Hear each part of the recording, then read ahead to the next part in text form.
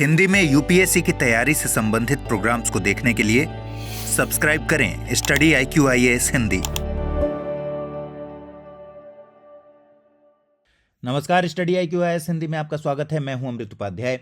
देखिए, एक इंपॉर्टेंट खबर आई है, ग्रेट निकोबार प्रोजेक्ट से जुड़ी हुई खबर है और ग्रेट निकोबार ट्राइबल काउंसिल ने यह आरोप लगाया है वहां के प्रशासन पर कि प्रशासन जबरदस्ती दबाव देकर सुनामी से जो हिट हुई जमीन थी, यानी सुनामी से जो प्रभावित जमीनें थीं, उनके पूर्वजों की उस पर सरेंडर सर्टिफिकेट उनके लिए साइन कराने के लिए दबाव डाल रहा है प्रशासन।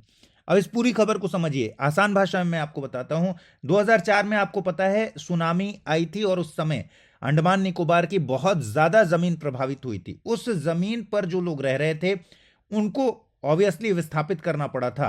अब ये लोग 2004 से लेकर अभी तक 21-22 साल हो गए हैं। 21 साल से ये यहां के लोग, ट्राइबल लोग, मांग कर रहे हैं कि भाई हमें अपनी जमीन पर वापस जाने दिया जाए।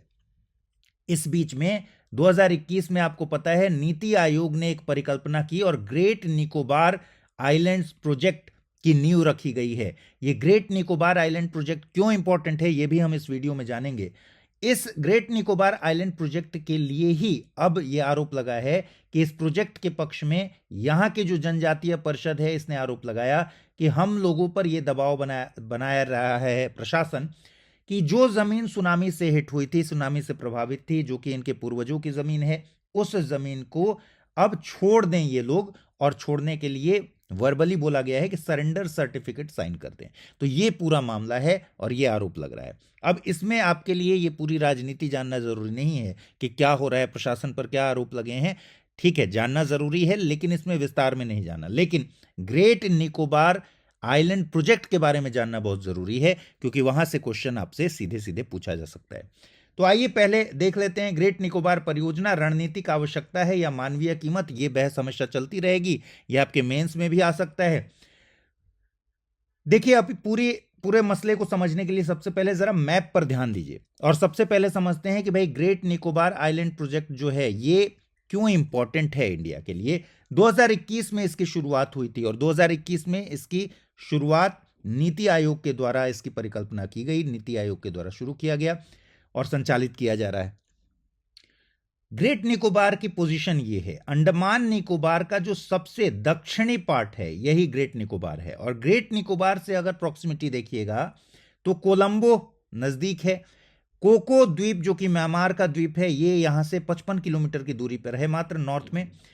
यहां पर देखेंगे आप जो मलक्का स्ट्रेट है ये पूरा, जो कि सबसे ज्यादा इंपॉर्टेंट स्ट्रेट है, सुंडा स्ट्रेट यहां पर है, लोम्बाक स्ट्रेट यहां पर है। ये सारे वो इलाके हैं जहां चाइना इन चोक पॉइंट्स पर अपनी नेवी दौड़ा रहा है। तो चाइना यहां पर काफी ज्यादा अपना पावर बैलेंस करने की कोशिश करता है। इंडिया के लिए ग्रेट निकोबार जो आइलैंड प्रोजेक्ट है ये इसलिए इंपॉर्टेंट है क्योंकि इसकी लोकेशन बहुत जबरदस्त है। और ये ऐसी लोकेशन है कि यहां पर अगर इंडियन सैन्य अड्डा हो, यहां पर जबरदस्त पकड़ हो, इंफ्रास्ट्रक्चरल डेवलपमेंट हो, तो यहां से चीन को काउंटर किया जा सकता है। अपने ही देश के इस पोजीशन से चीन को काउंटर किया जा सकता है, क्योंकि यहां से सब नजदीक है। सुंडा स्ट्रेट हो गया, लोम्बाक स्ट्रेट हो गया, मलक्का स्ट्रेट हो गया, यहां कोको द्वीप हो गया, कोलंबो हो गया, ये सब कुछ यहां से आसपास ही पड़ता है।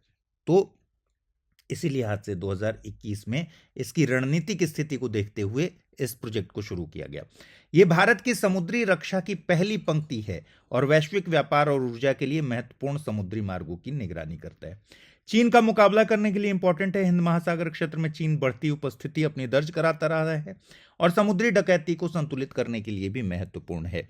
तो नवंबर 2022 में इसमें पर्यावरण मंजूरी मिल गई थी इस प्रोजेक्ट को। यह बहुत बड़ा प्रोजेक्ट है, एक बहु विकास पहल है। ये बहु विकास पहल यानी मल्टी डेवलपमेंट इनिशिएटिव है, जिसका उद्देश्य क्या है, अंडमान निकोबार द्वीप समूह के दक्षिणी छोर पर स्थित रणनीतिक स्थान ग्रेट निकोबार द्वीप का समग्र रूप से विकास करना है।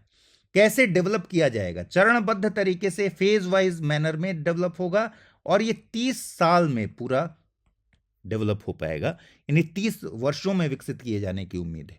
क्या क्या चीजें इसमें होंगी, देखिए, ये गैलेथिया की खाड़ी में एक इंटरनेशनल कंटेनर ट्रांसशिपमेंट टर्मिनल बनाया जाना है अब जहां भी ट्रांसशिपमेंट टर्मिनल आ गया, इसका मतलब क्या हुआ कि एक ऐसा टर्मिनल है जहां कहीं से अगर शिप लेकर कंटेनर आते हैं तो यहां पर इन कंटेनर्स को दूसरे शिप पर भेजा जा सकता है। ठीक है, तो ट्रांसशिप कंटेनर जो होते हैं, ट्रांसशिपमेंट टर्मिनल, ये यही काम करते हैं। तो यहां एक तो ये प्रोजेक्ट में शामिल है, ग्रेट निकोबार आइलैंड प्रोजेक्ट का पार्ट है ये।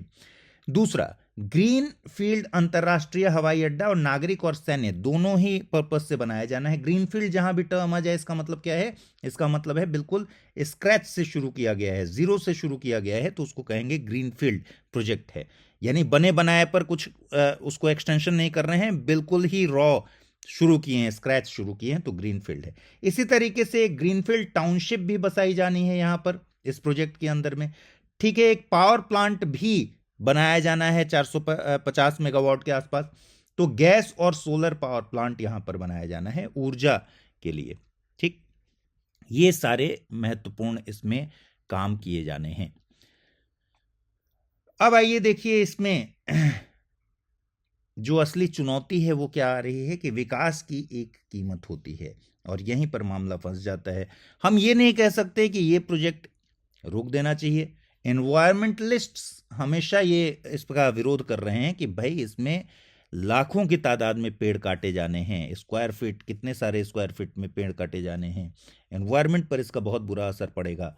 जो ट्राइबल कम्युनिटी के लोग हैं उनका अपना कंसर्न है कि शोम्पेन जनजाति के लोग 200-250 लोग बचे हुए हैं, उन पर खतरा आ जाएगा। निकोबारी जो ट्राइबल कम्युनिटी हैं उन पर खतरा आ जाएगा, 1200 के आसपास वो लोग बचे हुए हैं।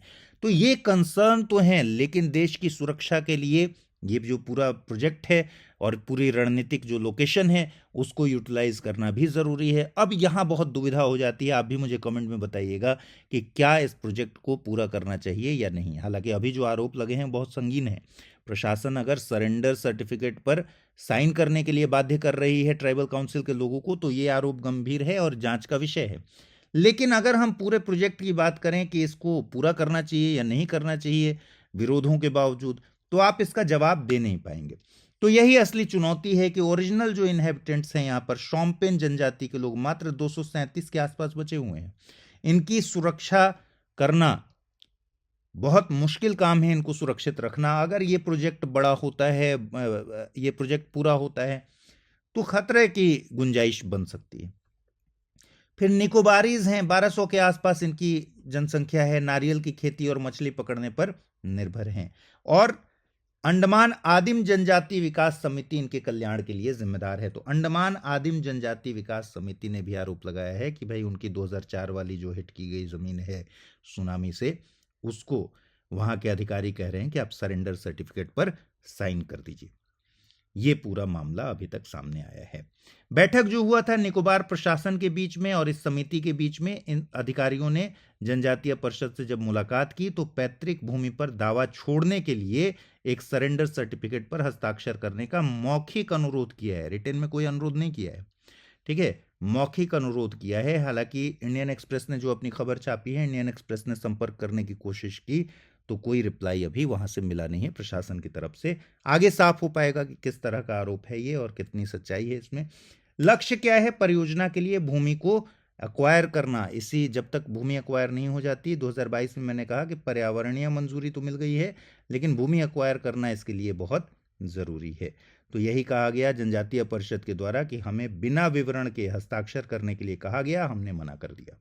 ठीक है, थोड़ा सा विस्थापन का इतिहास देखिए। 2004 में सुनामी ने तट को तबाह कर दिया था, सबको पता है। निकोबारियों को पूर्वी तट पर शिविरों में ले जाया गया था और 2005 से लेकर 2024 तक जनजातियों ने पश्चिमी तट के 27 पैतृक गांवों में वापसी की लगातार मांग की है। इसका मतलब सीधा सा है कि जो जमीन, जो हिस्सा सुनामी से प्रभावित हो गया था और जहां से विस्थापित किया गया था इनको, इन जनजातियों ने वहां वापसी की अभी तक मांग की और अचानक से ये कहा जा रहा है कि भाई वापसी तो वहां नहीं होगी, उस जमीन को आप सरेंडर कर दीजिए, विरोध इसलिए हो रहा है जनजातीय परिषद के द्वारा, ये ज़मीन उनके एंसेस्ट्रल लैंड है, पूर्वजों की ज़मीन है और वो किसी भी हाल में इसको नहीं देना चाहते।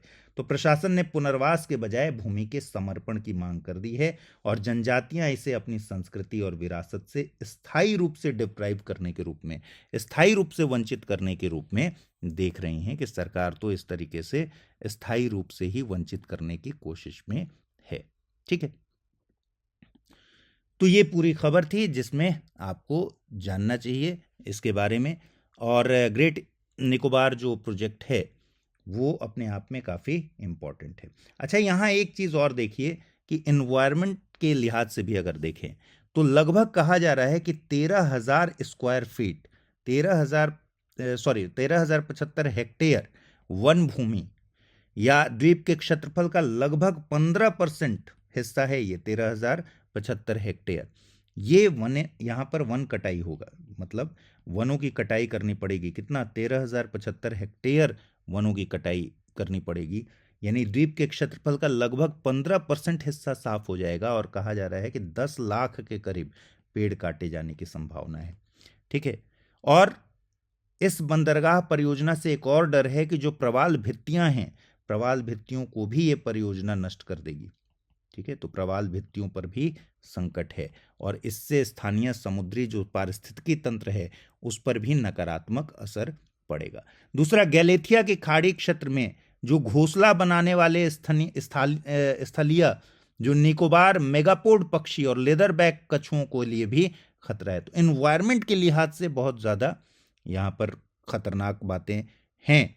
और प्रस्तावित जो बंदरगाह है वो ऑलरेडी एक भूकंपीय रूप से अस्थिर क्षेत्र है, तो ऑलरेडी 2004 में सुनामी आ चुका है, तो इस लिहाज से भी यहाँ कंसर्न जताए जा रहे हैं। इसलिए ये पूरी बातचीत आपको जानना ज़रूरी है। तो आप एग्ज़ाम के लिहाज से ग्रेट निकोबार जो आइलैंड प्रोजेक्ट है इसके बारे में जानिए, इसकी लोकेशन के बारे में जानिए, स्ट्रेटजिक इंपॉर्टेंस के बारे में जानिए और क्या क्या चीज़ें बनाई जा रही हैं इसके बारे में भी आपको जानना ज़रूरी है। अगर आप मुझे फॉलो करना चाहते हैं, अमृत उपाध्याय 007 इंस्टा पर मेरा पता है, अमृत उपाध्याय 007 टेलीग्राम पर पता है, चाहे तो मुझसे जुड़ सकते हैं। अपना ख्याल रखिए, ठीक से पढ़ाई कीजिए। अगले वीडियो में मुलाकात होगी। नमस्कार। हिंदी में यूपीएससी की तैयारी से संबंधित प्रोग्राम्स को देखने के लिए सब्सक्राइब करें स्टडी IQ IAS हिंदी।